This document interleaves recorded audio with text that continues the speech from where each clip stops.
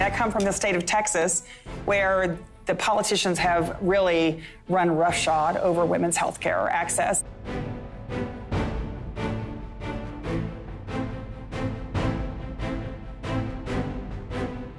Reproductive rights are human rights. If there were more members of Congress who could get pregnant, we wouldn't be arguing about birth control. Here she is.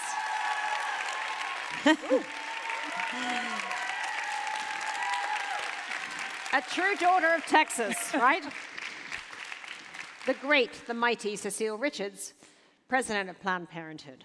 So welcome, Cecile, and you have to tell us, because this has been kind of the year from hell, right? But at the same time, you've sped through it with the most incredible tenacity and amazing just to watch you fighting back has been absolutely incredible.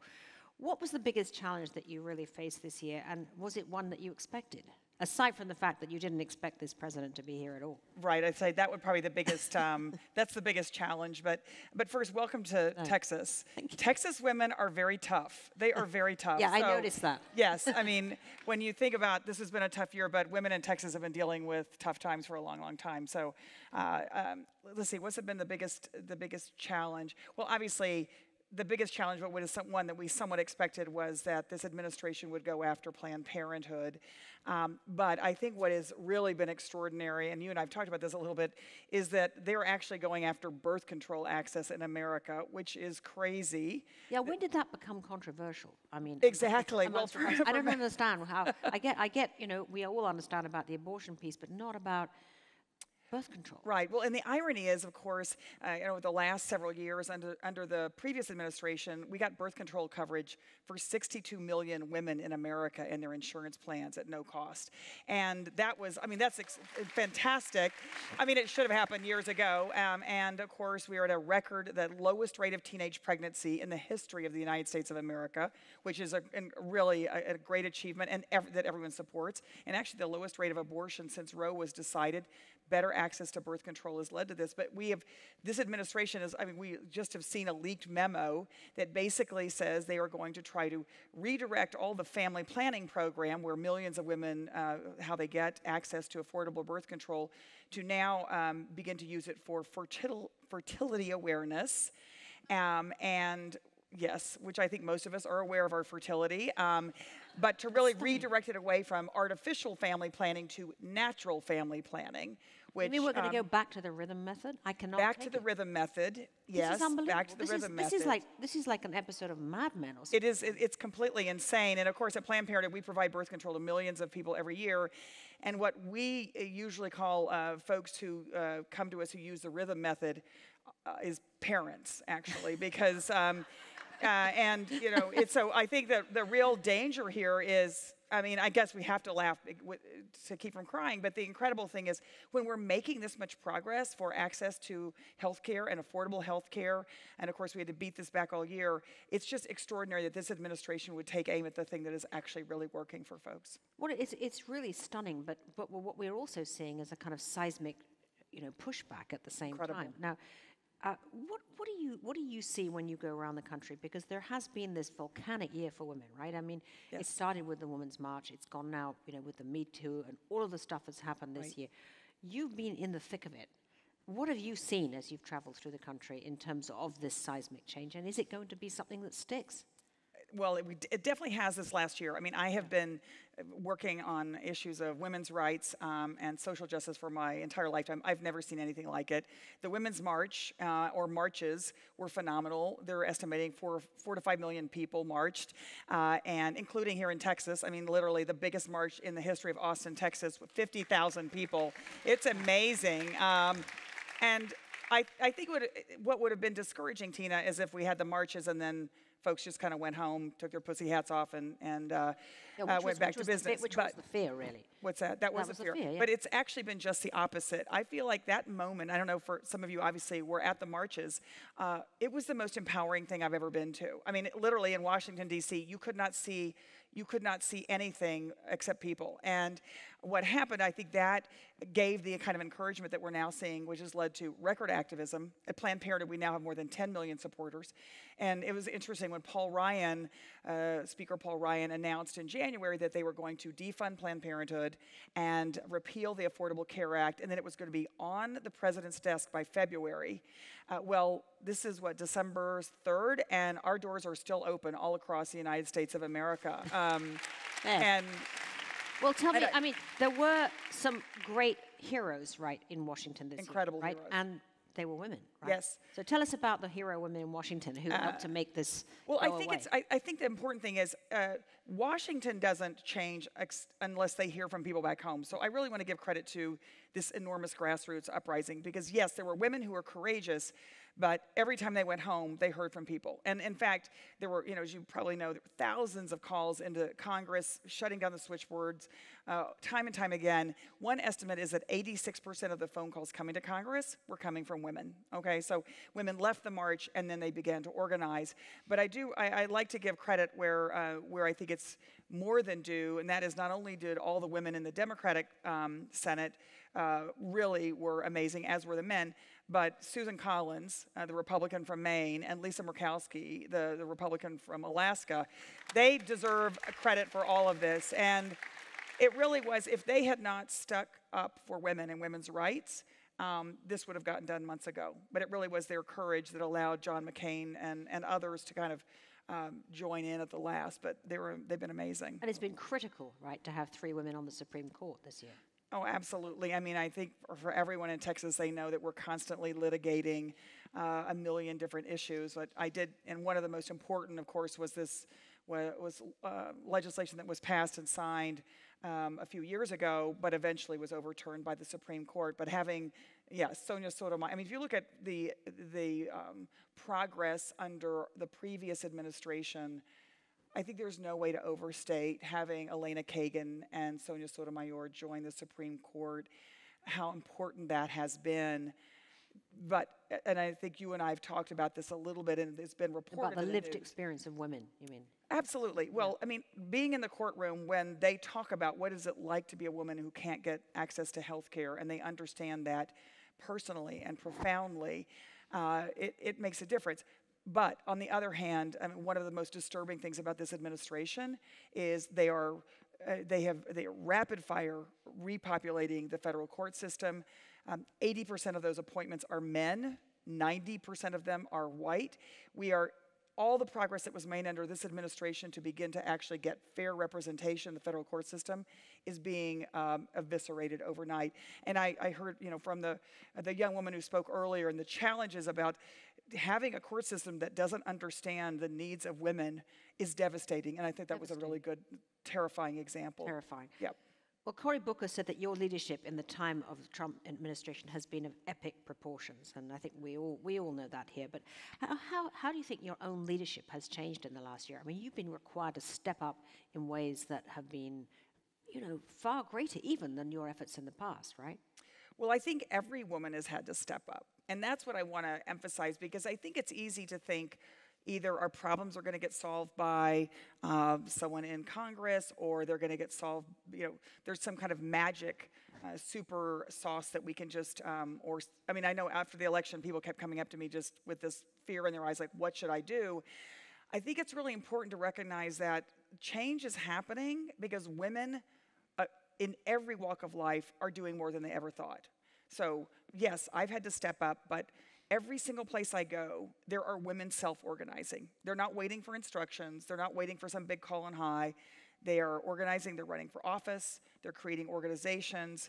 They are speaking out. They are telling stories they've never told before. And that, to me, is what is the exciting thing about, it's a terrifying moment, but it's incredibly exciting how resilient women have been. Well, obviously we're all inspired by the groundswell of women speaking out, as you say, about the sexual harassment just recently. Right. what do you think the impact is going to be on this whole Me Too movement now? And what is the impact also going to be about the toppling of so many huge kind of iconic male figures in the establishment? I mean, is this going to be a empowering moment for women, or is it going to become, everything's going to slide back, or indeed even be a backlash towards women? What do you read into this? So I think that what I have been encouraged to see is, well, of course, it's not going to be enough if just folks topple and then men take their place. And I think all of the conversation that we've heard tonight is so important. If we don't put more women into elective office, that's the final power source that we have to have. And again, it's been amazing to see thousands and thousands and thousands of women running for office. In fact, we talked a little bit about the state of Virginia and just the record numbers of women winning in this most recent election. But that, to me, if we don't do that, all the rest of this will not matter. And so I try to tell folks that, I mean, marching is great, knitting a pussy hat, fantastic, calling Congress, coming to town hall meetings, but voting, that's the whole thing. And so I think it's incredibly important that we do that. Right. But what about, is this movement that we've been seeing, is that going to be able to impact women who have no means, no expensive lawyers, no celebrity? Right. We're hearing from these famous women who are speaking out, but we all know that it is women, the grassroots women who are in jobs, such as hotel maids and fast food workers and all of these other kinds of jobs which are not getting any sort of play. Right. Is it going to affect their lives? Is it going to be better for them? It has or to. Not? It has to, and that's our job. That's our job. That's not anyone else's job. And I mean, I think a lot of the theme here tonight has been about that we have to support other women. For years before I came to Planned Parenthood, I organized low-wage working women in the hotels, in the janitorial industry, that worked in nursing homes. These are women who deal with sexual harassment and assault every single day, and no one ever pays any attention to them. And so I am glad, and I do think it's important that we say it's not just about Hollywood celebrities, and it's not just about women in the news. It is about everyday women, and we have to support them, and we have to lift those stories up.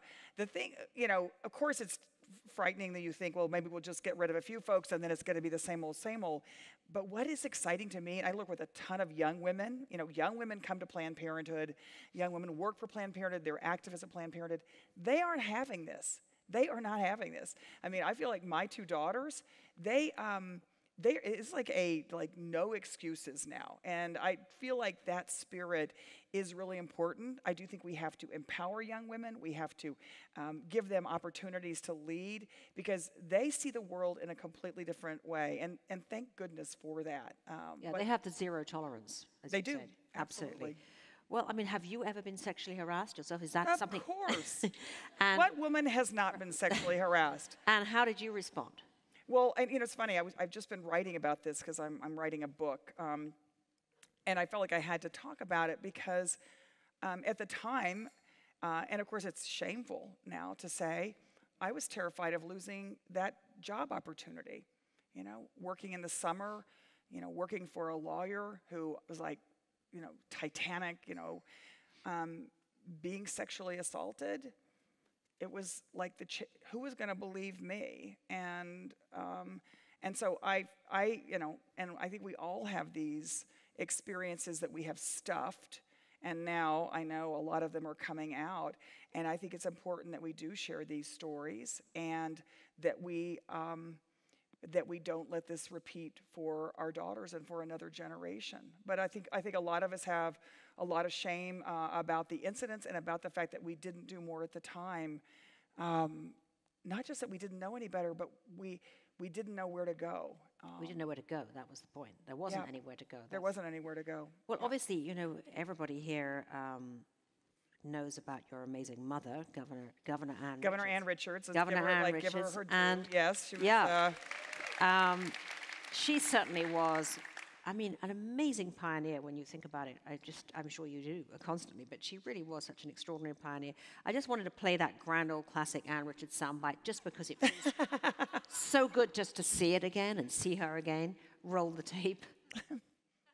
12 years ago, Barbara Jordan, another Texas woman, Barbara made the keynote address to this convention, and 2 women in 160 years is about par for the course.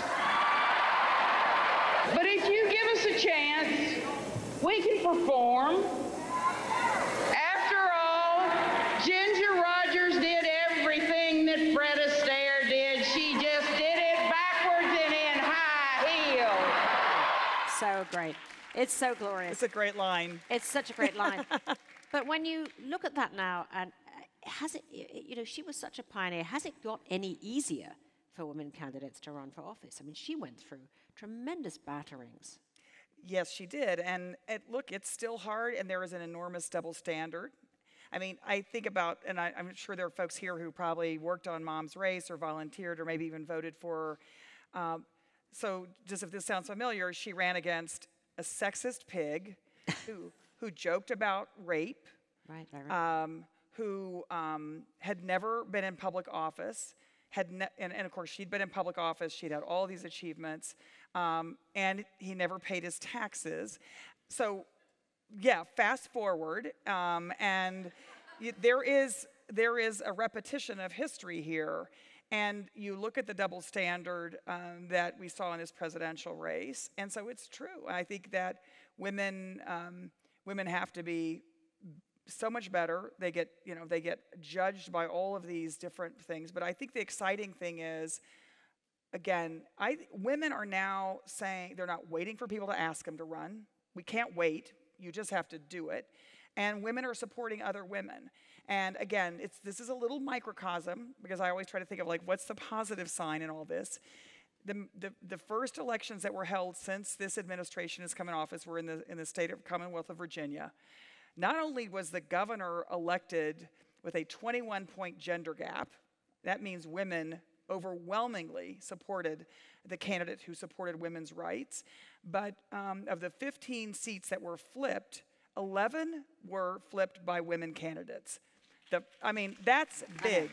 And also, just, I mean, because I think it's important, Tina, the first transgender woman ever elected to the Virginia Assembly, and the first 2 Latinas ever elected. So that is huge. That is progress. It's huge, but at the same time, as we heard from Amy McGrath earlier, she is running in Kentucky, and she does not feel that the Democratic Party is behind her, that they're still going for the self-funded establishment candidate, and they're not giving the new broom, i.e. her, the kind of support that you would expect. When is the Democratic Party going to really get behind the new brooms, of which so many are women? Or are we going to still be kind of stuck in this kind of lip service towards women, and then actually still going with the same old, same old? Well, I mean, thank goodness my responsibility is not to fix the Democratic Party. And it's important for me to say that Planned Parenthood Action Fund, which does support candidates, we support candidates of any party as long as they 100% support women's health and rights and reproductive rights. I think that what's happening is the parties, people are going to have to just run regardless of the party support. And that, to me, is why the Virginia example is so exciting. These are not folks who were like plucked out to say, why don't you go run? They just ran anyway. And this is happening now. I think Emily's list has had now 20,000 women raise their hand and say, I'm going to run.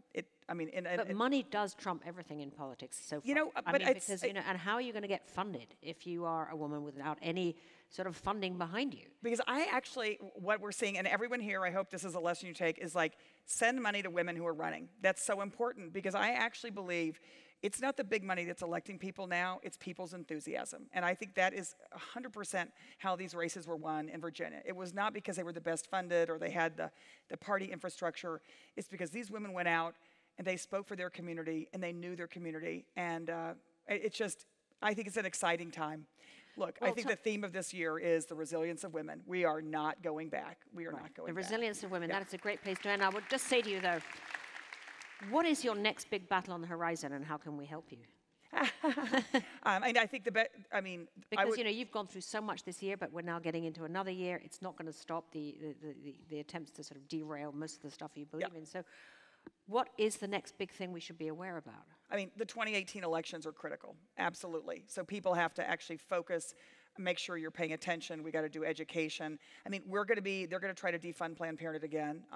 But look, we just celebrated our 100th anniversary, and we're going to be around for 100 years more. So, I mean, they can't put us away. All right. And I was glad, I know there's a lot of Planned Parenthood leaders here. The Planned Parenthood leadership in this state is unbelievable.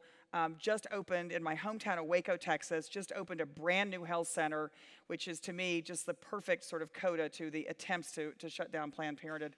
But I think we're all going to have to do a little bit more than we thought, and support other women. But I don't know. I'm excited. I think it's a time. This is a time where women are we're feeling our power, and the ground is shaking. The ground is shaking. Yeah, the ground is quaking. Good. Thank you so much, Cecile Richards. Absolutely. So good to see you, Tina. Thank you. Okay.